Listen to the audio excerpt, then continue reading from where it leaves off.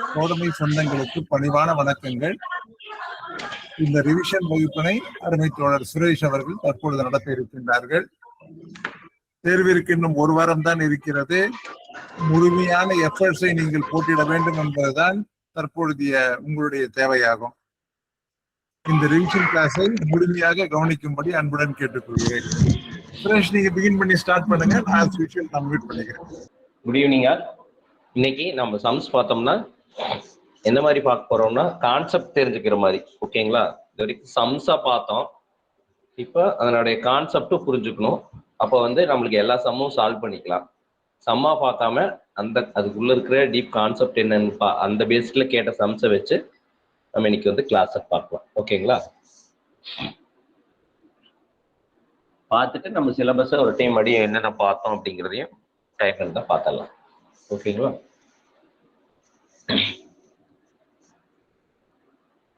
First sum பார்த்தீங்கன்னா, find the profit percentage earned after selling an article at double rate of quantity. Find the profit percent earned after selling an article at double the rate of quantity. நம்ம profit and லாஸ்னா என்னன்னு பார்த்துருக்கோம், already பார்த்துருக்கோம்.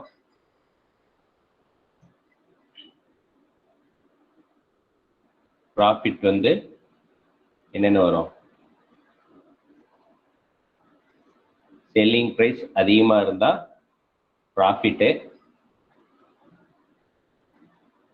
Cost price அதிகமா இருந்தா அது லாஸ்ன்னு பார்த்துருக்கோம். சரிங்களா? அதே மாதிரி ப்ராஃபிட்னா selling price minus cost price, லாஸ்னா காஸ்ட் பிரைஸ் மைனஸ் அது, ஏன்னா அது அதிகமாக இருக்கிறதுனால வேற ஒன்றும் இல்லை. ஓகேங்களா? Selling prize.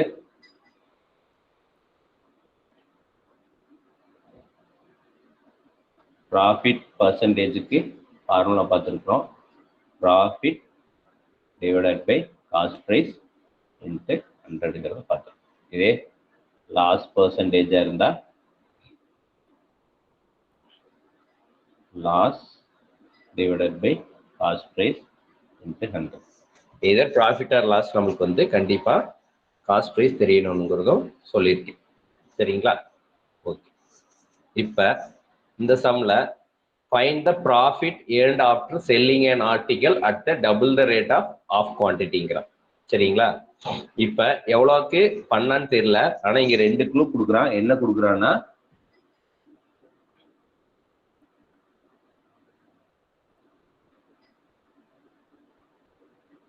selling double the rate ஒன்று, ரெண்டாவது of quantity. சரிங்களா? நல்லா பார்த்துக்கோங்க. Selling double, quantity half. ஓகேவா? Selling double, quantity half. புரிஞ்சுதுங்களா? அப்ப இப்ப இங்க லெட் காஸ்ட் பிரைஸ் இஸ் எக்ஸ்ன்னு வச்சுக்கோங்க. சரியா? Cost price is x. அதில் அப்படி கூட வைக்கணும். இப்போ ஒரு 100 rupees செல்லிங் பிரைஸ் இருக்கு. செல்லிங் டபுள் த ரேட்னா 200ன்னு அர்த்தம். ஓகேவா? செல்லிங் ஃபர்ஸ்ட் பாயிண்ட்டுக்கு சொல்றேன். செல்லிங் பிரைஸ், காஸ்ட் பிரைஸ் 100னா செல்லிங் பிரைஸ் இஸ் 200. ஓகேவா? இங்க ரெண்டாவது பாயிண்ட் ஆஃப் குவான்டிட்டி.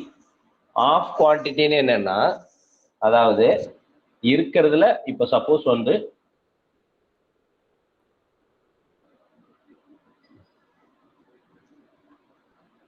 2 ஷர்ட்ஸ் சரியா இருக்கு அப்படின்னா, இங்க 1 ஷர்ட் தான் சேல்ஸ் பண்றாங்க.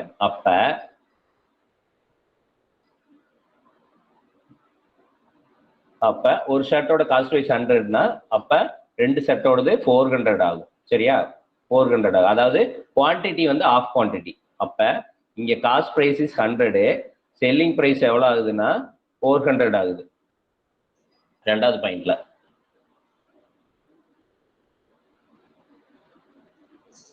புரியுதுங்களா? அதாவது ஷர்ட் இதை வச்சே போட்டுருவோம்.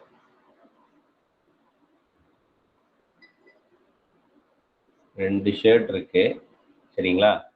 ரெண்டு ஷர்ட்டை வந்து அவர் 100 ருபீஸ்க்கு தான் வாங்கியிருக்காரு.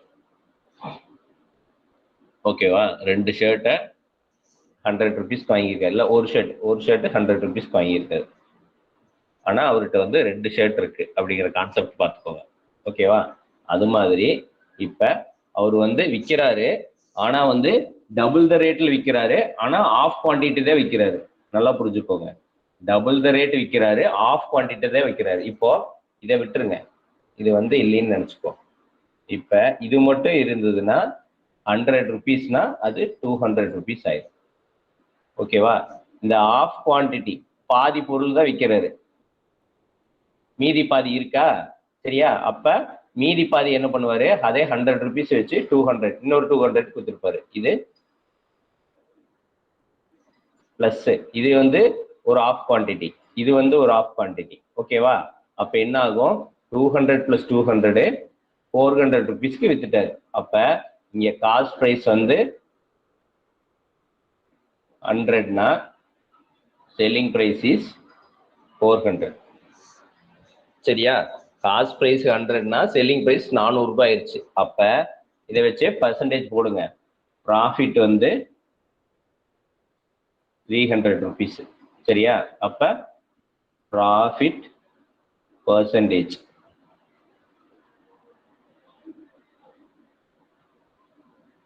Equal to 300%. சரிங்களா? இதுல இந்த சம்ல முழுக்க முழுக்க நம்ம எந்த டேட்டாவும் இல்லை, ஜஸ்ட் கான்செப்ட் புரிஞ்சுட்டு போடுறதுதான். சரிங்களா? அதாவது ஒருத்தர்கிட்ட find the profit percentage earned after selling an article at the double the rate for half quantity அப்படிங்கிறான். சரிங்களா? அப்ப காஸ்ட் பிரைஸே டபுள் பண்ணி விற்கிறான், ஆனா ஆஃப் குவான்டிட்டி தான் விற்கிறான். அப்ப அது 100ங்கிறது 400 ஆகுது. சரிங்களா? அப்ப ப்ராஃபிட் வந்து இங்க எவ்வளவு, 300 ரூபாய். அப்புறம் ப்ராஃபிட் பர்சன்டேஜ் வந்து 300%. சரிங்களா? இது வந்து கான்செப்ட் தெரிஞ்சதுனா தான் நீங்க இது மாதிரி யோசிக்க முடியும். நீங்க டக்குன்னு வந்து 400%ன்னு போடுவீங்க ஒண்ணு, இல்லைன்னா என்ன தப்பு பண்ணுவீங்கன்னா இந்த ஹாஃப் குவான்டிட்டிங்கிறத விட்டுருவீங்க.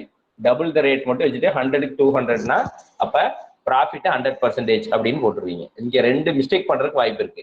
சப்போஸ் இது இந்த ஃபார் ஆஃப் குவான்டிட்டியை நீங்க மிஸ் பண்ணிட்டீங்கன்னா, சரிங்களா, ஆன்சர் வந்து 100%. 100 200 ஆகும். 100க்கு 100 ப்ராஃபிட்னா 100%க்கு எவ்வளோனா 100ன்னு போட்டு 100%ன்னு போட்டுருவீங்க. சரியா? இல்லைன்னா இதை புரிஞ்சுக்கிட்டு என்ன பண்ணுவீங்கன்னா ஆஃப் குவான்டிட்டி அப்போ 400, இப்போ 400%ன்னு போட்டுருவீங்க. இங்க செல்லிங் பிரைஸ் தான் 400, சரிங்களா, ப்ராஃபிட் வந்து 300%. இந்த மிஸ்டேக் பண்றதுக்கு இங்க சான்சஸ் இருக்கு, அதை மட்டும் பார்த்துக்கோங்க. இங்க ரெண்டு மிஸ்டேக் பண்றதுக்கு வாய்ப்பு இருக்கு. ஏன்னா சம் வந்து சிம்பிளா இருக்குது அப்படின்ட்டு சில பேர் ஃபாஸ்டா போடுறப்ப மேனுவலா போடுவீங்க, அப்போ பண்ற தப்புக்கு வாய்ப்பு இருக்கு. அதாவது ஹாஃப் குவான்டிட்டியை மிஸ் பண்றதுக்கு வாய்ப்பு இருக்கு. இல்லைன்னா அந்த டபுள் த ரேட் போட்டுட்டு ஆஃப் குவான்டிட்டி போட்டு டக்குன்னு செல்லிங் பிரைஸையே பர்சன்டேஜா போட்டுருவீங்க. இந்த ரெண்டு மிஸ்டேக்கும் பண்ணிடாதீங்க இந்த சம்ல. சரிங்களா?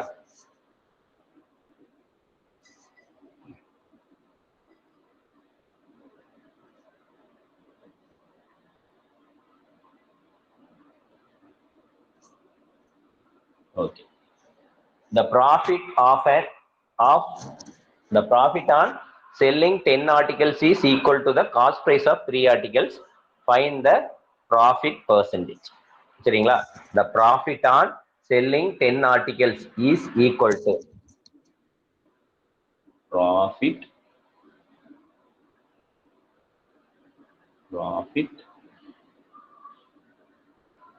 on selling 10 articles is equal to the cost price of 3 articles. இங்க ப்ராஃபிட் பர்சன்டேஜ் என்னன்னு கேட்குறாங்க. சரிங்களா? இங்க காஸ்ட் பிரைஸ் வந்து நம்ம வந்து let price of article be எக்ஸ்ன்னு வச்சுக்கோங்க. சரிங்களா?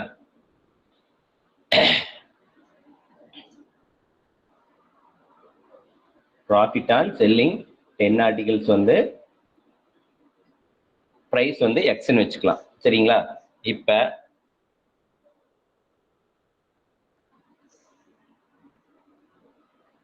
இங்க ப்ராஃபிட் வந்து என்னது? Profit is equal to cost price of 3 articles. கரெக்டா? Cost price of 3 articles. அப்ப 3x. கரெக்டா? காஸ்ட் பிரைஸ் வாங்கின பிரைஸ் தான். சரியா?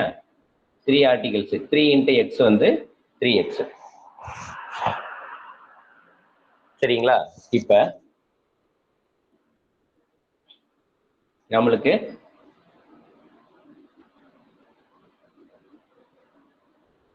இது ப்ராஃபிட். ஓகேவா? ஓகே. இப்ப காஸ்ட் பிரைஸ் வந்து நாம என்னன்னு தெரியாது.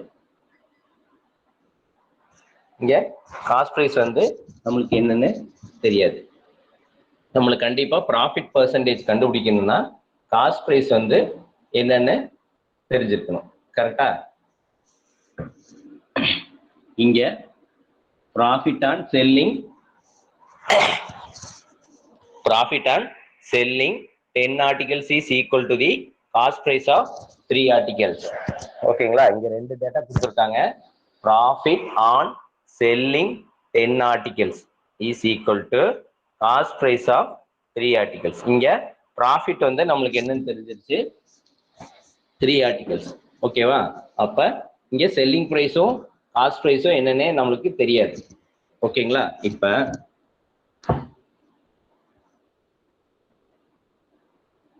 profit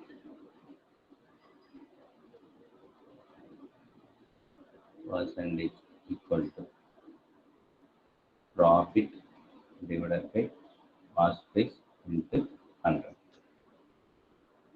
ஓகேங்களா?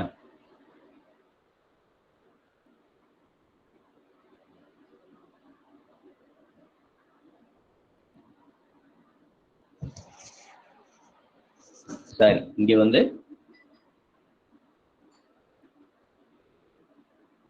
காஸ்ட் பிரைஸ் ஆஃப் ஆர்டிகல்ஸ் தான் எக்ஸ். ஓகேவா? காஸ்ட் பிரைஸ் ஆஃப் ஆர்டிகல்ஸ் தான் எக்ஸ் அப்படி வச்சுக்கணும். இங்க ப்ராஃபிட் வந்து 3x divided by cost price வந்து நம்ம என்னன்னு வச்சிருக்கோம், எக்ஸ்ன்னு வச்சிருக்கோம். ஓகேங்களா? Into 100 equal to 3x divided by x வந்து அடிஞ்சிரும். 3 into 100 இஸ் ஈக்குவல் டு 300. இல்ல இந்த சம் ஒரே நிமிஷம்.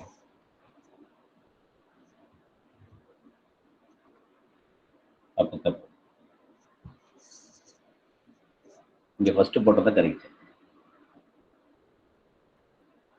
Cost price let the price தான் வந்து எக்ஸ்ன்னு வைக்கிறோம். சாரி, ஓகேங்களா? லெட் த பிரைஸ் தான் வந்து எக்ஸ்ன்னு வைக்கிறோம்.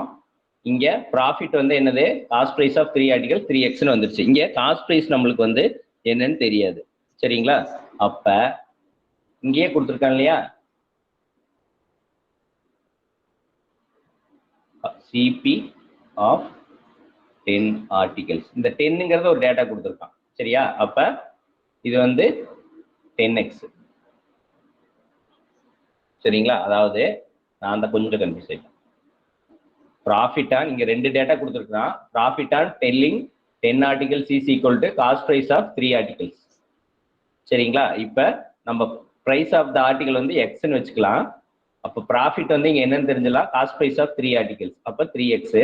அப்ப நம்மளுக்கு காஸ்ட் பிரைஸ் ஆஃப் 10 ஆர்டிகல்ஸ் தான் தெரியணும். ஏன்னா அதுதானே வந்து காஸ்ட் பிரைஸ். அப்ப ஒரு ஆர்டிகல் எக்ஸ்னா 10x. அப்ப காஸ்ட் பிரைஸ் இங்க என்னன்னு கண்டுபிடிச்சிட்டோம். ஓகேவா? as usual ப்ராஃபிட் பர்சன்டேஜ்க்கு நமக்கு ஃபார்முலா தெரியும். ப்ராஃபிட் பர்சன்டேஜ் ஃபார்முலா தெரியும். Profit divided by cost price into 100. ஓகேவா? இங்க ப்ராஃபிட் வந்து என்னது நம்மளுக்கு 3x divided by cost price வந்து 10x இன்டு 100. அப்ப 3 divided by 10 into 100 equal to 30%. சரிங்களா? அதாவது மறுபடியும் சொல்றேன். The profit on selling 10 articles is equal to the cost price of 3 articles. ஓகேவா? இங்க ரெண்டு டேட்டா கொடுத்துருக்கான். Profit of 10 articles வந்து 3 articles. ஓகேவா? அப்ப அதை வந்து எக்ஸ்ன்னு வச்சுக்கிறோம். சரிங்களா? பிரைஸை வந்து எக்ஸ்ன்னு வச்சுக்கிறோம். இதுல வந்து 10 ஆர்டிகிளுக்கு 3ன்னா 100க்கு எவ்வளோன்னு வச்சும் போடலாம். ஆனா இது வந்து எல்லா இடத்துலையும் ஒன்றா வராது. ஏன்னா இங்கே அதாவது சில இதுல வந்து இதே மாதிரி இதுல வந்து ஒரு டேட்டா வந்து ஃப்ராக்ஷன்ல கொடுத்த சம்ஸ்ல எல்லாம் தப்பா வந்துச்சு. ஓகேங்களா? அந்த மெத்தட் யூஸ் பண்ணல. சரிங்களா? அது கீழே வர சம்ல ஒண்ணுல பார்ப்போம். அதனால இது வந்து இந்த கான்செப்ட்லயே போட்டுக்கோங்க. சரியா? அதாவது எக்ஸ் கான்செப்ட் வச்சே போட்டுக்கோங்க. ஏன்னா ஃப்ராக்ஷன்ல வர்றதுக்கு சம்ஸ் வந்து டேலி ஆகல. சரியா? 10 ஆர்டிகிளுக்கு 3ன்னா 100க்கு எவ்வளோன்னு டைரக்டா வச்சும் போடலாம். ஆனா ஃப்ராக்ஷன்ல அதாவது 2/3 2.35 அப்படின்னு கேட்குற சம்க்குல தப்பா வந்துச்சு கொஞ்சம். ஓகேங்களா? அதனால இந்த எக்ஸ் கான்செப்ட் வச்சே போட்டுக்கோங்க.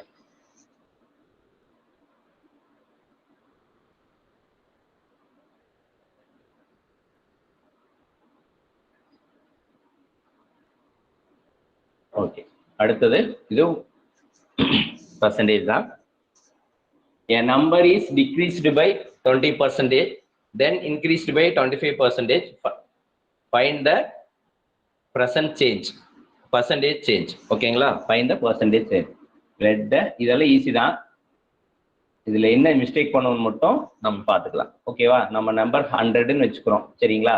100ன்னு வச்சோம்னா இன்க்ரீஸ் வந்து 20% 20% வந்து டிக்ரீஸ் ஆகுது. 20% டிக்ரீஸ் ஆகுதுன்னா 100 வந்து 20%னா 80 ஆயிரும். ஓகேவா? தென் இன்க்ரீஸ்டு பை 25%. அப்ப 80க்கு 25% போட்டீங்கன்னா 20 80 + 20 வந்து 100ன்னு ஆகும். ஓகேவா? அப்ப நம்பர் 100 தான். சரியா? நம்பர் வந்து 100 தான். 20% டிக்ரீஸ் ஆகுதுங்கிறீங்க. அப்ப 80 ஆகுது. சரியா? 100க்கு 20% போட்டீங்கன்னா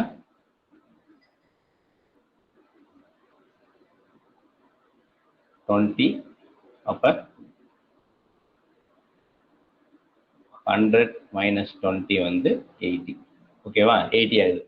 ஃபர்ஸ்ட் நம்பர் 100ன்னு வைக்கிறோம், 80 ஆகுது. 20% டிக்ரீஸ் வந்து 80. தென் இன்க்ரீஸ்டு பை 25%. ஓகேவா? இந்த 80ல இருந்து மறுபடியும் 25% வந்து 20 rupees. அதனால 100 ஆயிடுச்சு. அப்ப நம்பரும் 100 ஆயிருது, இந்த சேஞ்சும் 100 ஆயிடுது. அப்போ பர்சன்டேஜ் ஆஃப் சேஞ்ச் வந்து நோ சேஞ்சுன்னு அர்த்தம். நோ சேஞ்சுன்னு ஆன்சர் இருக்கும். சப்போஸ் நோ சேஞ்சுன்னு கொடுக்கலனா மூணுமே வந்து 10, 20, 30 அப்படின்னு கொடுத்துட்டு நன் ஆஃப் திஸ்ன்னு கொடுத்தா நன் ஆஃப் திஸ் தான் ஆன்சர். சரிங்களா? நன் ஆஃப் திஸ் தான் ஆன்சர். இங்க என்ன மிஸ்டேக் பண்றதுக்கான வாய்ப்பு இருக்குன்னா, நீங்க டைரக்டா வந்து பர்சன்டேஜ் சம்மை பொறுத்த வரைக்கும் 20 - 25ன்னு போடக்கூடாது. அதாவது ஃபர்ஸ்ட் வந்து 20 டிக்ரீஸ் ஆகுது. ஓகே, நெக்ஸ்ட் வந்து 5 இன்க்ரீஸ் ஆகுது. அப்போ 5% அப்படின்னு போட்டுருவீங்க. ஆன்சர் வந்து ஃபர்ஸ்ட் எடுத்தையுமே 5% இருந்தா 5% போட்டுருவீங்க. இந்த டிக்ரீஸ் 20 இன்க்ரீஸ் 25னா 25 - 20 அப்படி போடக்கூடாது. சரிங்களா? ஏன்னா இந்த நம்பர் வந்து ஃபர்ஸ்ட் டிக்ரீஸ் ஆயிருது, அதுலதான் 25%. இனிஷியல் 100 இருந்தது, 80 ஆயிடுச்சு. அந்த 80க்கு தான் 25%. அதனால அந்த ஆன்சர் அப்படி போட்டீங்கன்னா ஆன்சர் வந்து தப்பா வரும். சரிங்களா? அதனால இந்த 5% அந்த ஆன்சர் போட்டுருவீங்க. அதே மாதிரி அடுத்த சம்லையும் பாருங்க.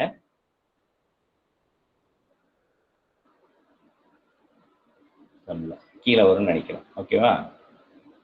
அதனால இது வந்து டைரக்டா வந்து நீங்க வந்து இந்த டிக்ரீஸ் இன்க்ரீஸ் வந்து அப்படியே போட்டக்கூடாது.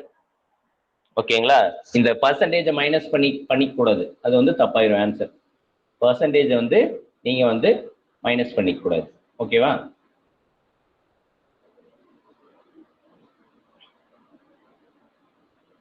ஓகே. இப்ப salaries of 2 people A and B. A and B.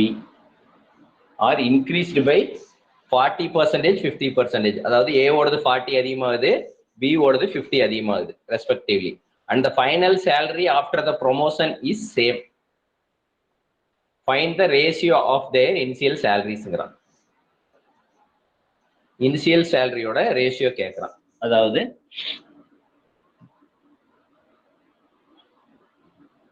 ஏக்கும் பிக்கும் ரேஷியோ கேட்கறான். சரிங்களா? ஃபர்ஸ்ட் ஏவோட இனிஷியல் சேலரி வந்து லெட் ஏஸ் இனிஷியல் சேலரி வந்து எக்ஸ்ன்னு வச்சுக்கலாம். சரிங்களா?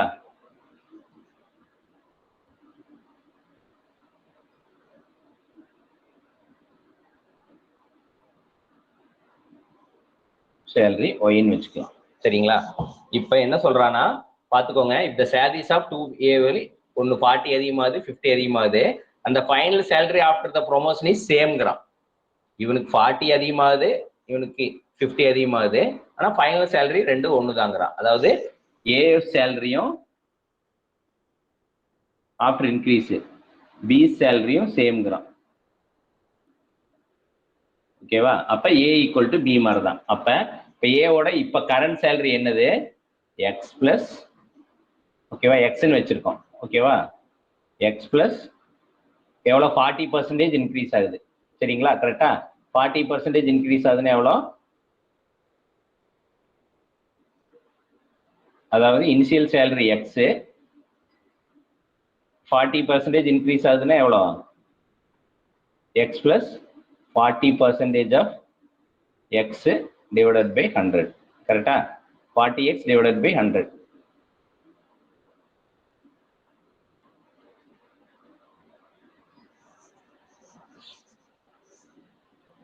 சரிங்களா? இப்போ ஏவோட இனிஷியல் சேலரி வந்து இப்போ 100 ரூபா இருக்குன்னு வச்சுக்கோங்க. 100 ரூபா இருக்கு. இப்போ என்ன ஆகுது? 40% வந்து இன்க்ரீஸ் ஆகுது. 40% எவ்வளோ? 40 ருபீஸ். அப்போ ஏவோட இப்போ கரண்ட் சேலரி எவ்வளோ? 140 ரூபா. இது எப்படி வந்துச்சு? ஏவோட இனிஷியல் சேலரி 100 ரூபா, இந்த 100 ரூபாய்க்கு 40% போட்டேன், 40 டிவைடட் பை 100. இதுல ஒரு 40 ரூபா கிடைச்சது. அப்ப 100 பிளஸ் 40 ஈக்குவல் டு 140. ஓகேவா?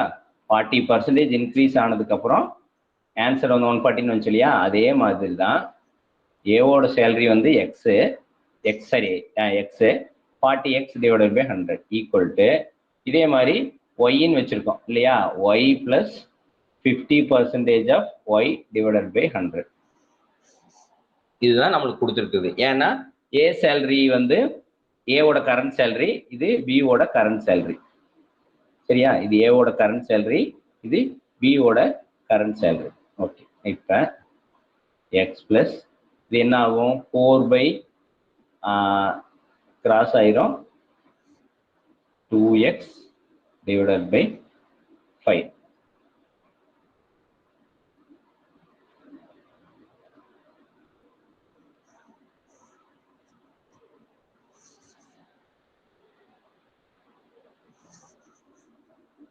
equal to y plus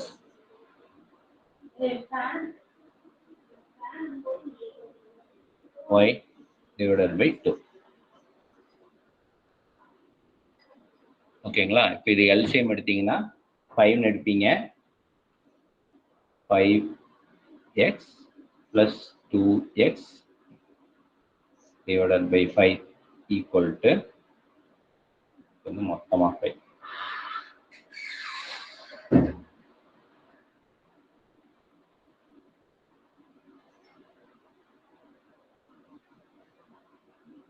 வந்து 2y plus y divided by 2.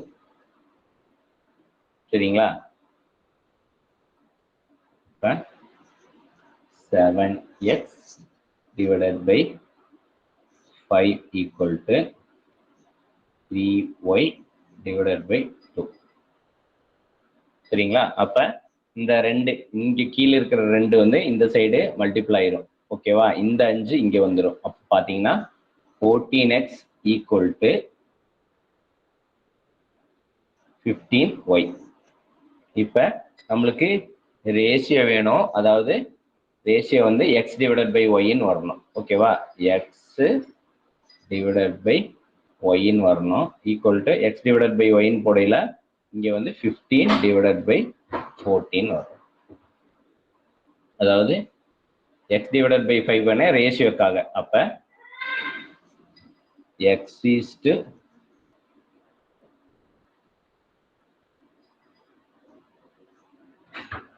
y வந்து 15:14.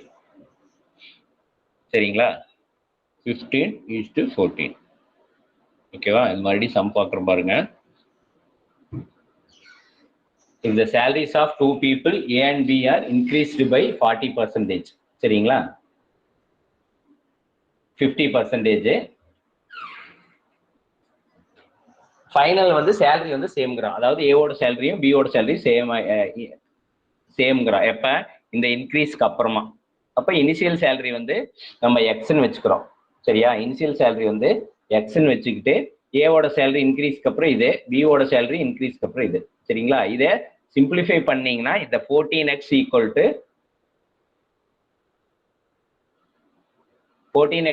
15y வரும். சரியா,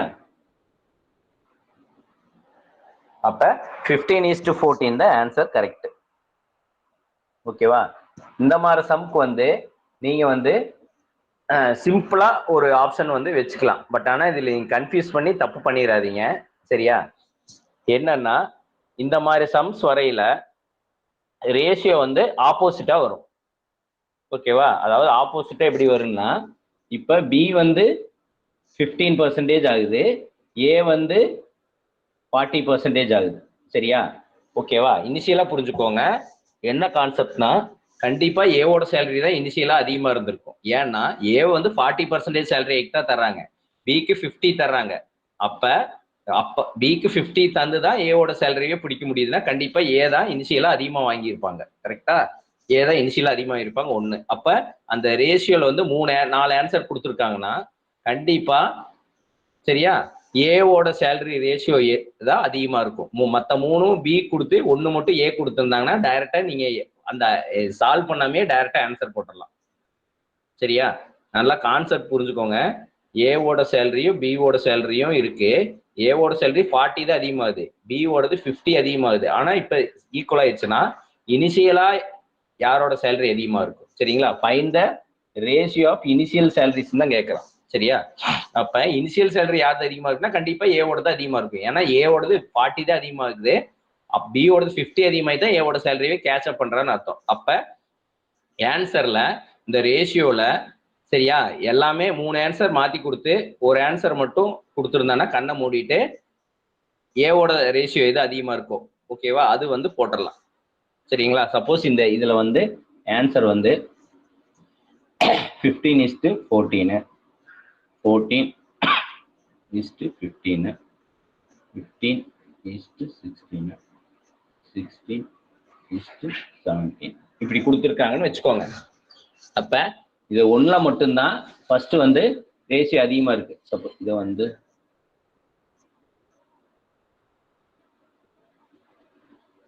ஓகேவா, இது ஒண்ணுலதான் ரேஷியோ வந்து இது அதிகமா இருக்கிற மாதிரி கொடுத்துருக்கான். அப்ப அதை கண்ணை மூடிட்டு ஆன்சர் போடலாம். சரியா, இல்ல அப்படின்னா நீங்க இன்னொரு ஆப்ஷன் என்ன பண்ணலாம்னா, இது அப்படியே ஆல்டர்னேட் ஆகும்.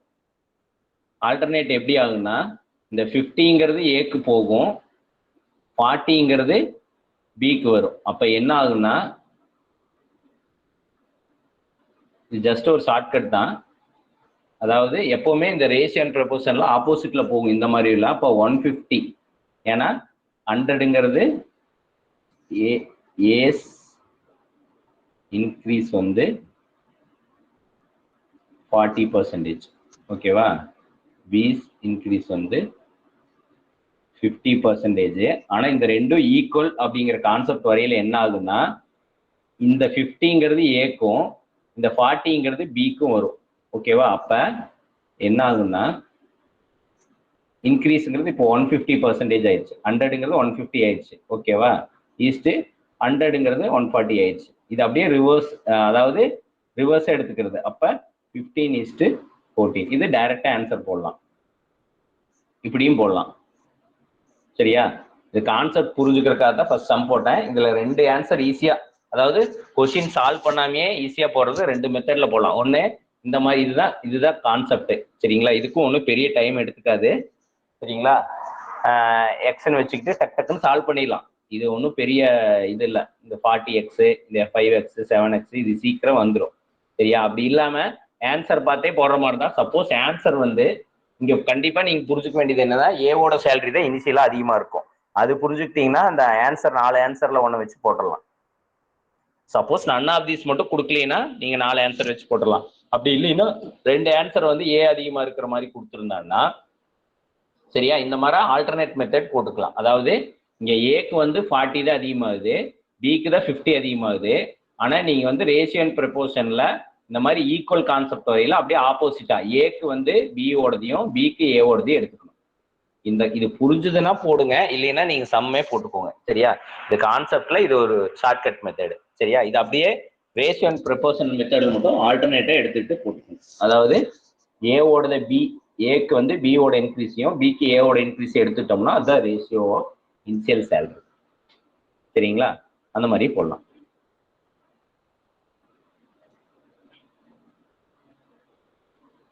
இது ஈஸியான சம் தான்.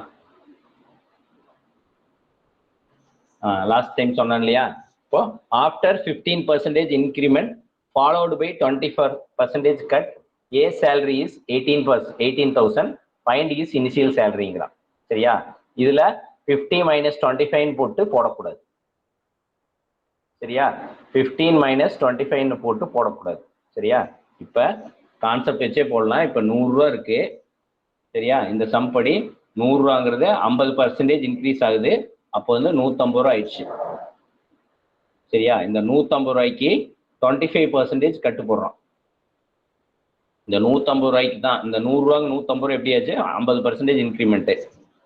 அதனால 150 ருபீஸ் ஆயிடுச்சு. சரியா? ஓகே. அப்ப இந்த 150 ரூபாய்க்கு தான் 25% போடணும். சரியா? இந்த 150க்கு தான்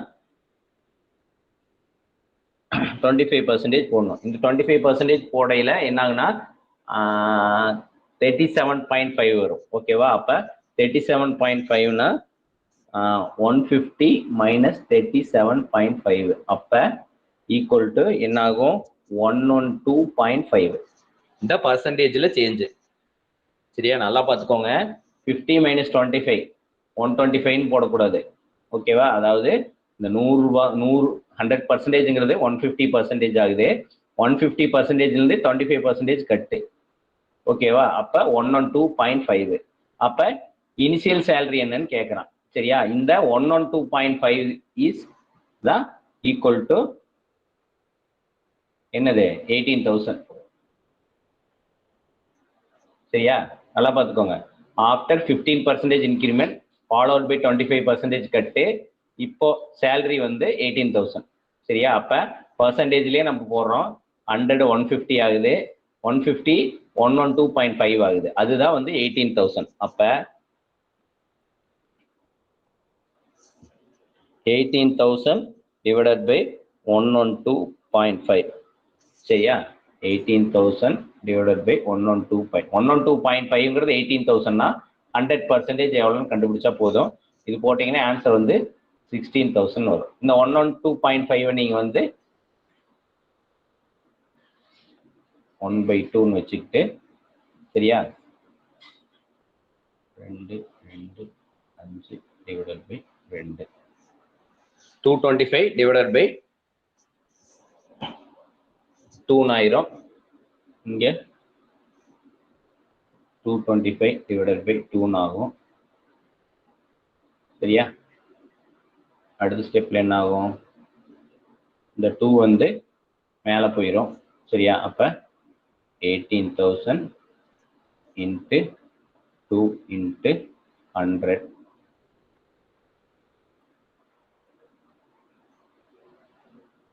டிவைடட் பை 225. சரிங்களா? 18,000 இன்ட்டு 2 into 100 divided by 225 வந்து இது வந்து சிம்பிளிஃபை பண்ணீங்கன்னா இது 25 ஆல இது பண்ணலாம் சரியா. இது 4 டைம்ஸ் வரும், இது வந்து 9 டைம்ஸ் வரும். ஓகேவா, 9 டைம்ஸ் வருமா, அப்ப இந்த 9 ஆல் ஆகும், இது 2 ஆயிரும். ஓகேவா, அப்ப ஈஸி தான் சால்வ் பண்றது. ஓகேவா, அப்ப 112.5ங்கிறத 225/2ன்னு போட்டீங்கன்னா குயிக்கா சால்வ் பண்ணிக்கலாம் சரியா. இது ஜஸ்ட் ஒரு இன்ஃபர்மேஷனுக்காக தான், மற்றபடி சம்ஸ் வந்து இதுதான் சரியா. நீங்க டைரக்டா இங்க 50 - 25 போட்டு 125ன்னு எடுத்துக்க கூடாது. அதாவது இந்த இன்க்ரீஸ் ஆகுறதுல தான் டிக்ரீஸ் ஆகுது. ஓகேவா, இன்க்ரீஸ் ஆகுறதுல டிக்ரீஸ் ஆகுதுன்னு வரும்போது கண்டிப்பா நீங்க டைரக்டா வந்து அந்த பர்சன்டேஜை மைனஸ் போட்டுக்க கூடாது.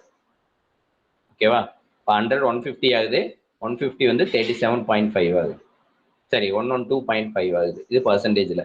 அப்ப அதுதான் வந்து 18,000.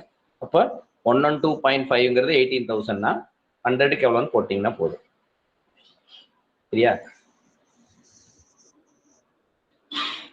கண்டிப்பா இந்த மாதிரி சம்ஸ் தான் வரும் பர்சன்டேஜ்ல பொறுத்த வரைக்கும்.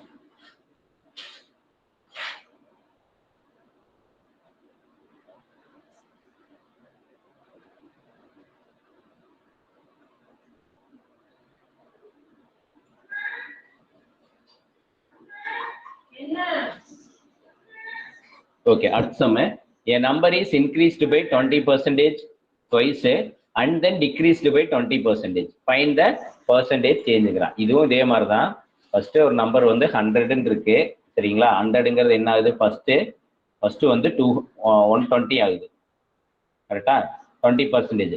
மறுபடியும் 20% ஆகுதுங்கிறான். ஓகேவா, அப்ப இந்த 120க்கு 20% போடணும். அப்ப என்ன ஆகும், 120 + 24ன்னு வரும் 20%. அப்ப 144ன்னு ஆகும். ஓகேவா, ஃபர்ஸ்ட் வந்து 100 120 ஆகும் 20%. அடுத்த 20% இதுக்கு தான் போடணும். அப்ப அது 24ன்னு வரும், 144 ஆகும் சரியா.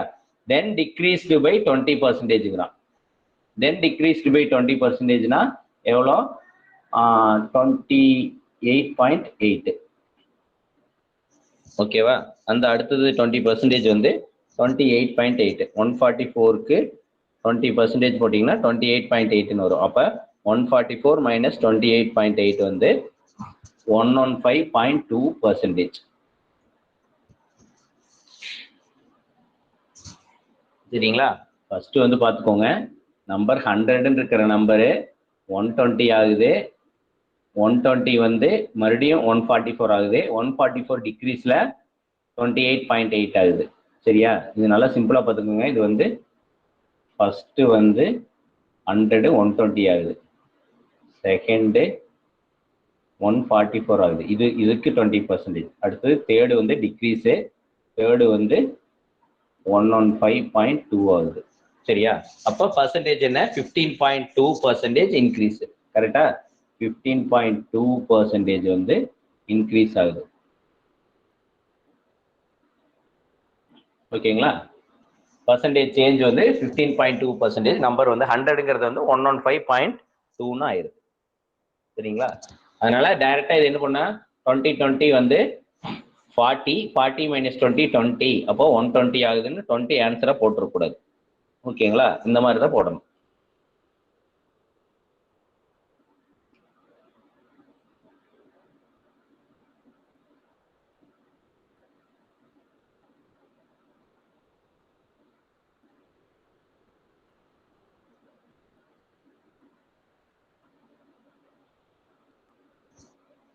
ஓகே, அடுத்தது a man invested X rupees for Y years at 25% simple interest per annum. If the interest after 4 years is 8x, find the value of Y. ஓகேவா, இங்க a man invested, இது வந்து simple interest concept. Simple interest formula principal rate of interest time divided by 100ன்னு பார்த்துருக்கோம் சரியா. Simple interest வந்து PRT/100. Okay, இந்த சம்ல என்ன கொடுத்துருக்கான், பிரின்சிபல் வந்து எக்ஸ் அவனே கொடுத்துட்டான். ஓகேவா, இயர்ஸ் வந்து ஒய்ன்னு அவனே கொடுத்துட்டான்.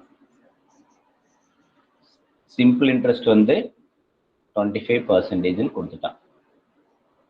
இப்ப இந்த சம் படி simple interest equal to x into y into 25 divided by 100. ஓகேவா? அப்ப xy டிவைடட் பை 4. கரெக்டா? சிம்பிள் இன்ட்ரெஸ்ட் வந்து for y years, simple interest for y இயர்ஸ்க்கு வந்து இது x y divided by 4. Okay. If the interest after 4y years is 4y years is 8x, find the value of x ன்னு கேட்கிறோம். சரிங்களா? If the interest after 4y years is சரி years வருது. சரி. If the interest after 4y years is 8x, find the value of y ன்னு கேட்கிறோம். Okay. அப்ப SI for y years, SI for 4y years. அப்ப principal into 4y into 25 divided by 100. சரிங்களா? அப்ப இது என்ன வரும்? xy தான் வரும். xy மட்டும்தான் வரும். கரெக்டா? xy மட்டும்தான் வரும். 4 into 25 அடிஞ்சிரும்.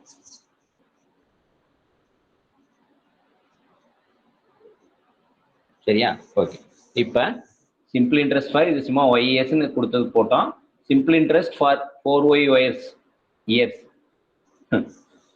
வரவே மாட்டேங்குது லாஸ்ட். சரி, simple interest for 4y years is என்ன கொடுத்துட்டான் நம்மளுக்கு? 8x ன்னு கொடுத்துருக்கான். அப்ப 8x ஈக்குவல் டு xy. சரிங்களா? அப்ப y ஈக்குவல் டு என்னது? 8. இந்த x கிராஸ் ஆயிரும்.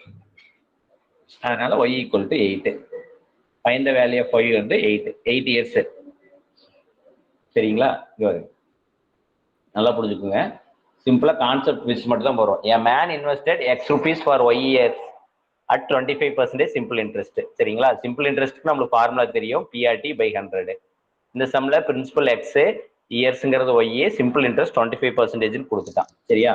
அப்ப simple interest for y years போட்டா என்ன ஆகும்? x y 25 divided by 100. இது பிரின்சிபல், இது வந்து இயர்ஸ், இது ரேட் ஆஃப் இன்ட்ரெஸ்ட். ஓகேவா? xy divided by 4. இது வந்து புரிஞ்சுக்கிறதுக்காக போட்டேன், இந்த ஸ்டெப் தேவையில்லை. ஓகேவா? அப்ப இவங்க என்ன எவ்வளோ சிம்பிள் இன்ட்ரெஸ்ட் ஃபார் 4y இயர்ஸ்ன்னு கொடுத்துட்டான். எவ்வளோன்னு கொடுக்கல, ஆனா 4y இயர்ஸ்ன்னு கொடுத்துட்டான். அது வந்து 8x. சரியா? அப்ப 8x equal to x into 4y into 25. இயருக்கு பதிலாக 4yன்னு போடணும், ஏன்னா இவனே 4y இயர்ஸ்ன்னு கொடுத்துட்டான். சரிங்களா? அப்ப x into 4y into 25 divided by 100. அப்ப அதனால இது சிம்பிளிஃபை பண்ணல xyன்னு வரும். அப்ப xy ஈக்குவல் டு 8xனா y ஈக்குவல் டு 8. ஓகேங்களா? இது ஜஸ்ட் சிம்பிளா போடுறதுதான்.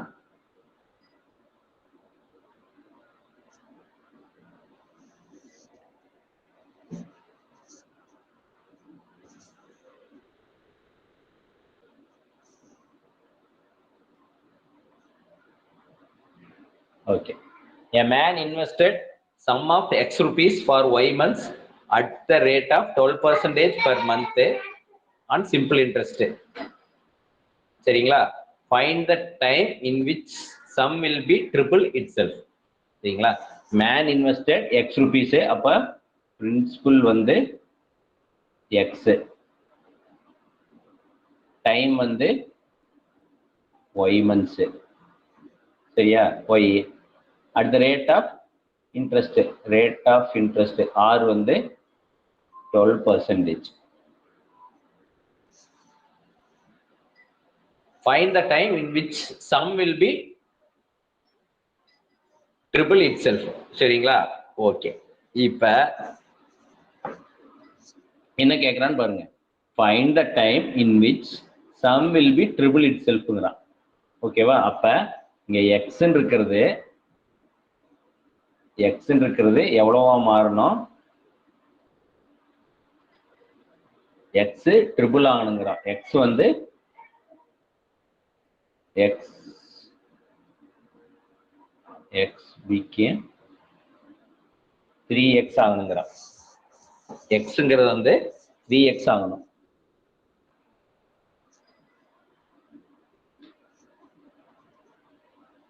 சரியா? எக்ஸ்ங்கிறது 3x ஆகணும். கரெக்டா? find the time in which the sum will be triple itself ன்னு கேட்கிறோம். நம்மளுக்கு simple interest for எவ்வளவு நாள் simple interest equal to PRT divided by 100. சரியா? இப்ப இங்க simple interest வந்து என்னன்னு தெரியணும். ஓகேவா? அப்ப இப்ப எக்ஸ்ங்கிறது என்ன ஆகுது? 3x ஆகுது. ஓகேவா? எக்ஸ்ங்கிறது 3x ஆகுதுன்னு என்ன அர்த்தம்? அப்ப then SI is 2 times அதிகமாகுது. கரெக்டா? அதுதான் நீங்க இதுதான் புரிஞ்சுக்கணும். அதாவது பிரின்சிபல் எக்ஸ் இது வந்து பிரின்சிபலே 3 டைம் ஆகுதுன்னு என்ன அர்த்தம்? X plus SI equal to 3x.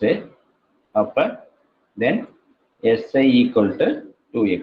கரெக்டா? இதுதான் பிரின்சிபலும் சிம்பிள் இன்ட்ரெஸ்டும் சேர்ந்துதான் 3 மடங்கு ஆகும். ஓகேவா? அப்ப சிம்பிள் இன்ட்ரெஸ்ட் ஃபார்முலாலே சப்ஸ்டிட் பண்றோம். அதாவது 2x ஈக்குவல் டு பிரின்சிபல் வந்து x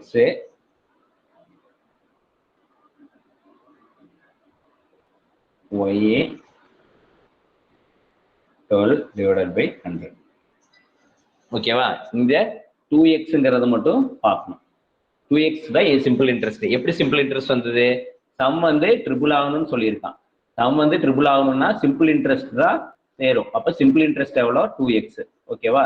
அப்ப இந்த எக்ஸும் கேன்சல் ஆயிரும். கரெக்டா? இந்த எக்ஸும் கேன்சல் ஆயிரும் அடுத்த ஸ்டெப்ல. அப்ப 2 equal to y into 12 divided by 100. 12 இந்த 100 வந்து இங்க போச்சுன்னா 200 ஆயிரும். அப்ப y is equal to 200 divided by 12. அப்ப y வந்து 200 divided by 12. அது சிம்பிளிஃபை பண்ணீங்கன்னா எவ்வளவு வரும்? 200 divided by 12 வந்து 16.66 or 16.67. இதுதான் வந்து பீரியடு. சரியா? நல்லா பார்த்துக்கோங்க. பிரின்சிபல் வந்து எக்ஸ்ன்னு அவனே கொடுத்துட்டான், டைம் வந்து ஒய்ன்னு அவனே கொடுத்துட்டான், ரேட் ஆஃப் இன்ட்ரெஸ்ட் 12% கொடுத்துட்டான். ஒரே ஒரு எக்ஸ்ட்ரா டேட்டா மட்டும் தான் கொடுத்துருக்கான். என்ன கொடுத்துருக்கான்? சிம்பிள் இன்ட்ரெஸ்ட் வந்து டபுள் ஆகணும்னு கொடுத்துருக்கான். சரி, பிரின்சிபல் வந்து ட்ரிபிள் ஆகணும்னு கொடுத்துருக்கான். சிம்பிள் ட்ரிபிள் ஆகணும்னு என்ன இருக்கான்? எக்ஸுங்கிறது 3x ஆகணும். அப்ப இந்த சிம்பிள் இன்ட்ரெஸ்ட் தான் 2 டைம் அதிகமாயிருக்கு பிரின்சிபலோட. அதுதான் 2x. அப்ப 2x equal to formula substitute பண்றோம். PRT டிவைடட் பை 100 அப்படின்னு போட்டாவே y வேல்யூ கிடைச்சிடும். x கிராஸ் ஆகுறதுனால. ஓகேங்களா? இது எல்லாமே நீங்க அந்த கான்செப்ட் புரிஞ்சிருந்தா தான் அந்த சம்ஸ் போட முடியும். இன்னைக்கு போட்ட சம்ஸ் எல்லாமே இது ஈஸி தான். சம் பெருசா இருக்கும், ஆன்சர் குயிக்கா போட்டுடலாம். சரிங்களா? Partners A and B and invested in their business. The ratio of their investment is 3:2. ஓகேவா? இவன் 300 ரூபாய் போட்டா அவன் 200 ரூபாய் போடுவான். இவன் 3000 போட்டா அவன் 2000 ரூபாய் போடுவான். ஓகே, அப்ப ஷேரும் அந்த மாதிரி தான் எடுத்துக்குவாங்க. இவன் வர ஷேர்ல இவன் அதிகமாகவும் A அதிகமாகவும் B கம்மியாகவும் எடுத்துக்குவாங்க. They decide to donate 5% of the proceeds from their profits to charity. Suppose வந்து இவனுக்கு 300 ரூபாய் வருதுன்னா அதுல 5% A கொடுத்துருவான். B வந்து 200 ரூபாய் வருதுன்னா அதுல ஒரு 5% எவ்வளவு வருதோ அதுல கொடுத்துருவான். ஓகேவா? ஓகே, இப்ப A வந்து 855 ரூபாய் வந்திருக்கு. அப்ப டோட்டல் ப்ராஃபிட் என்னன்னு கேட்கலாம். சரியா? ஒரே ஸ்டெப்ல ஆன்சர் போட்டுடலாம். இவ்வளவு யோசிக்கவே வேண்டாம். சரியா? ஃபர்ஸ்ட் சிம்பிளா இந்த 855ங்கிறது எப்படி வந்துச்சுன்னு கண்டுபிடிச்சா போதும். இந்த 855ங்கிறது என்னது? இது வந்து ஏவோட ஷேரு. ஏவோட ஷேர்னா 3:2. அதை நம்ம மறந்துடலாம். சரிங்களா? ஏ மொத்தத்துல ஒரு இன்வெஸ்ட்மெண்ட் பண்ணியிருக்கான். சரியா? அப்ப ஓகே, இப்ப அவனுக்கு 100 ரூபா வந்துச்சுன்னா எவ்வளோ 5% வந்து டொனேட் பண்ணிடுவான். அப்ப 100 மைனஸ் 5, அப்ப 95% தான் பேலன்ஸ் அவங்ககிட்ட இருக்கும். கரெக்டா? 95 தான் வச்சிருப்பான். அப்ப இந்த 855ங்கிறது எவ்வளோனா 95%. அப்ப 100 எவ்வளோன்னு போட்டிங்கன்னா போதும். சரியா? சிம்பிளா ஒரே ஸ்டெப் தான், நல்லா பார்த்துக்கோங்க. 100 வச்சிருக்கான், அதுல 5% சேரிட்டி கொடுத்துட்றான். அப்ப 95%. இதுதான் இவங்க ரிசீவ் ஆகுது. ஓகேவா? அப்ப 855ங்கிறது 95%னா 100க்கு எவ்வளோன்னு போட்டிங்கன்னா போதும். இது வந்து எவ்வளோ வரும்னா 900 ருபீஸ் வரும். சரியா? அடுத்த ஸ்டெப்பு ஒன்றும் ஈஸி. ஓகேவா? இது ஈஸியா 3:2ன்னு போட்டான். ஓகேவா? 3:2ன்னு போட்டான். 3:2ன்னு என்ன? இவனுக்கு 300 ரூபா வந்தா இவனுக்கு 200 ரூபா வரும். இவனுக்கு 900 ரூபா வந்தா இவனுக்கு எவ்வளவு வரும்? 600 ரூபா வரும். ஓகேவா? கரெக்டா? அப்ப டோட்டலா 1500. டோட்டல் ப்ராஃபிட் இவ்வளவுதான். பாத்தீங்களா எவ்வளவு பெரிய சம்மு? நம்ம வந்து ஜஸ்ட் வந்து ஒரே ஸ்டெப் தான் இதுக்கு ஆன்சர். நீங்க சம்ம பார்த்துட்டு ரொம்ப குழப்பி எல்லாம் போயிட்டு இருக்க தேவையில்லை. சரியா? 100 ருபீஸ் வச்சிருக்கான், 5% டொனேட் பண்றான், அது 95. அப்ப அந்த 95ங்கிறது தான் 855 ரூபா. அப்ப 100க்கு எவ்வளவுன்னு போட்டீங்கன்னா அது ஏவோடது வந்துடும். சரியா? இங்க ரேஷியோ 3:2ன்னு கொடுத்துட்டான். சரியா? அப்ப 3 ரேஷியோங்கிறது 900னா 2 ரேஷியோங்கிறது 600 ருபீஸ். ஓகேவா? அப்ப 900 + 600 1500. அப்ப டோட்டல் ப்ராஃபிட் வந்து 1500. சரியா? இது சிம்பிளா போட்டுடலாம். இந்த கான்செப்ட் புரிஞ்சுட்டீங்க. அடுத்து இதுலயே ஒரு டைம் கேட்டிருந்தான். சரிங்களா? இது நம்ம சிலபஸ்ல வராது, இருந்தாலும் கேட்டிருந்தாங்க. இது சிம்பிள் தான். ஓகேவா? இது காமனா புரிஞ்சுக்கிறதா.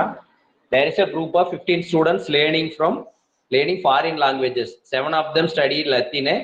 18 students are Greek. 3 in the group have not studied either language. ஓகேவா? டோட்டல் ஸ்டூடெண்ட்ஸ் வந்து எவ்வளோ? 15 பேர். சரியா? இதுல வந்து ஒரு லாங்குவேஜ் லத்தீன் லாங்குவேஜ் வந்து 7 பேருக்கு தெரியும். ஓகேவா? கிரீக் லாங்குவேஜ் வந்து 8 பேருக்கு தெரியும். ஓகேவா? அப்ப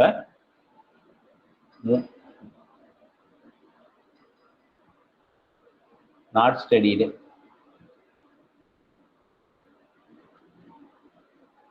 3 பேரு.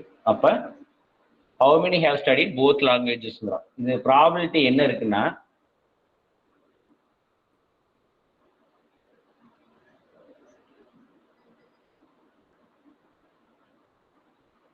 இல்லையா? டோட்டலா 15 ஸ்டூடெண்ட்ஸு.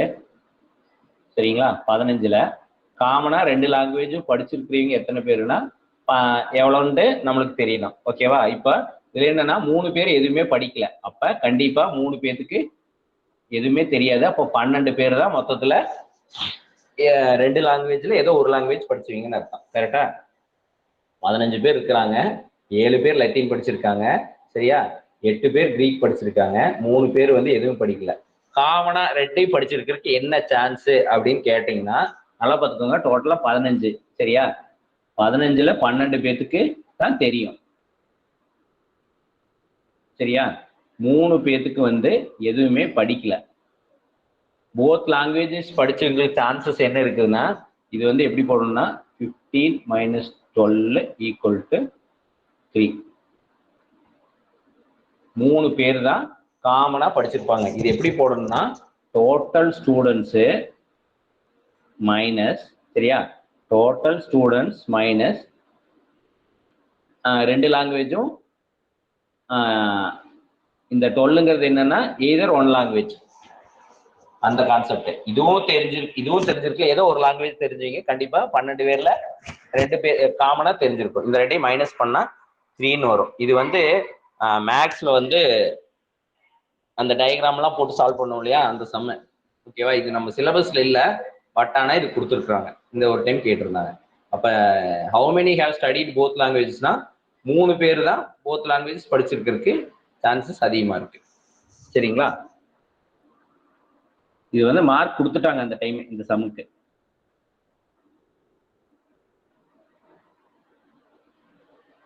சரியா? இது லாஸ்ட் சம், இது ஜஸ்ட் கான்செப்ட் மட்டும் சொல்லிடுறேன், நீங்க சால்வ் பண்ணிருங்க.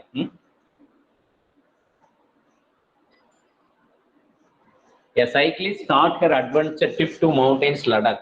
சரியா? ஒருத்தர் சைக்கிளிஸ்ட் லடாக் போறாரு.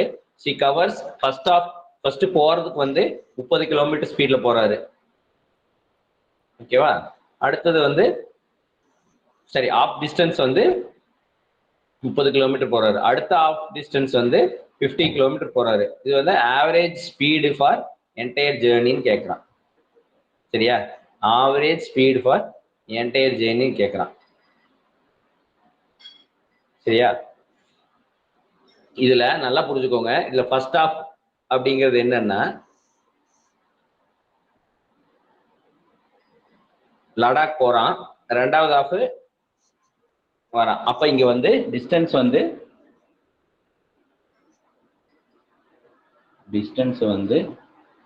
டின்னே வச்சுக்கோங்க. சரியா? அப்போ போயிட்டு வர்றதுக்கு டி பிளஸ் டி, போயிட்டு வரக்கு இந்த டிஸ்டன்ஸ் ஆகும். சரியா? டிஸ்டன்ஸ் டின்னு வச்சுட்டீங்கன்னா போயிட்டு வரக்கு இதாகும். நம்மளுக்கு டிஸ்டன்ஸ்க்கு ஆல்ரெடி ஃபார்முலா பார்த்துருக்கோம். Distance equal to speed into time. ஓகேவா? Speed into time. அப்ப ஃபர்ஸ்ட் டிஸ்டன்ஸ் வந்து ஸ்பீடு வந்து 30 km/h. 30 km/h first of. சரிங்களா? அடுத்தது 50 இன்ட்டு T2. இது ஆல்ரெடி இதே மாதிரி இன்னொரு சம் போட்டிருக்கோம். T2. ஓகேவா? ஃபர்ஸ்ட் ஆஃப் வந்து